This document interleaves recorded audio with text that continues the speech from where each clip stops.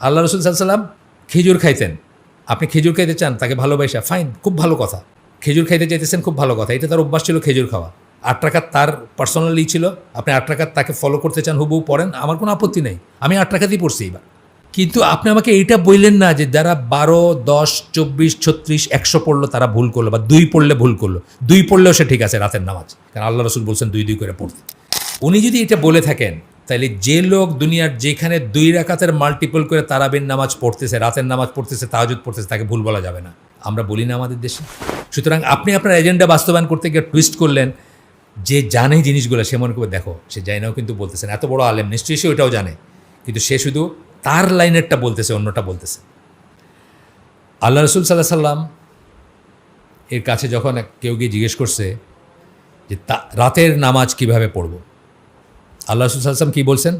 2 রাকাত করে পড়বা।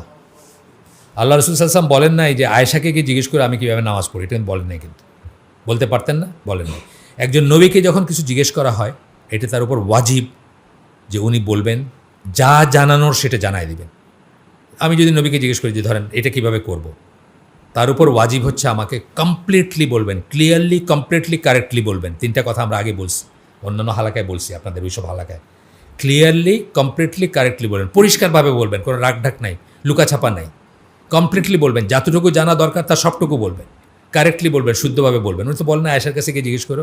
আচ্ছা, উনি যদি এটা বলে থাকেন, তাহলে যে লোক দুনিয়ার যেখানে 2 রাকাতের মাল্টিপল করে তারাবির নামাজ পড়তেছে, রাতের নামাজ পড়তেছে, তাহাজ্জুদ পড়তেছে, তাকে ভুল বলা যাবে না।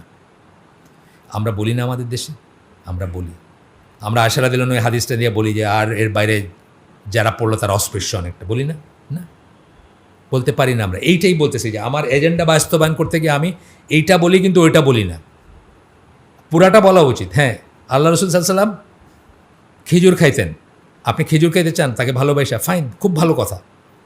খেজুর খাইতে চাইতেছেন, খুব ভালো কথা। এটা তার অভ্যাস ছিল খেজুর খাওয়া। 8 রাকাত তার পার্সোনালি ছিল, আপনি 8 রাকাত তাকে ফলো করতে চান, হুবহু পড়েন, আমার কোনো আপত্তি নেই। আমি 8 রাকাতই পড়ছি এবার। কিন্তু 8 রাকাত বা 10 রাকাত, 12 রাকাত আমরা ভ্যারিয়েবল পড়ছি, কিন্তু 8 রাকাতই প্রেফার করি আমরা পড়তে। মানুষের কষ্ট হবে দেখে আমরা এটাকে 12 বা 10 করি অনেক সময়। কিন্তু আপনি আমাকে এইটা বললেন না যে যারা 12, 10, 24, 36, 100 পড়লো তারা ভুল করলো, বা 2 পড়লে ভুল করলো। 2 পড়লেও সে ঠিক আছে রাতের নামাজ, কারণ আল্লাহ রসুল বলছেন 2 করে পড়তে। সুতরাং আপনি আপনার এজেন্ডা বাস্তবায়ন করতে গিয়ে টুইস্ট করলেন। যে জানে জিনিসগুলো সে মনে করে দেখো, সে জানে নাও কিন্তু বলতেছেন, এত বড় আলেম নিশ্চয়ই সে ওটাও জানে, কিন্তু সে শুধু তার লাইনেরটা বলতেছে, অন্যটা বলতেছে। সালাম ফিরানোর পরে কি বলবো আমরা? আল্লাহু আকবার বলবো না আস্তাগফিরুল্লাহ বলবো? এটা নিয়ে বিরাট বিভাজন। আমি সাইফুল্লাহ ভাইকে জিজ্ঞেস করছি, বলছি দুটাই ঠিক আছে। যুক্তিটা কি? ইবনে আব্বাস ছোট ছিলেন, এই জন্য উনি বলছেন তাকবীর। ইবনে আব্বাসের বাড়ি কই? সৌদি আরব না? সৌদি আরবের 6 বছর বয়সের একটা বাচ্চা জানবে না তাকবীর মানে কি? তাকবীর কথাটার ভিতর আল্লাহু আকবার আছে না? জানবে না সে? তো সে কি না বুঝে বইলা ফেলছে তাকবীর? হাদিসটাতে তো তাকবীর বলা আছে। আমার মনে হয় যে এটা ঠিক, ঠিক আছে, এটা একটা মত। অন্য মতটাকে আমরা শ্রদ্ধা করি। তাকবীর মানে হচ্ছে আল্লাহু আকবার।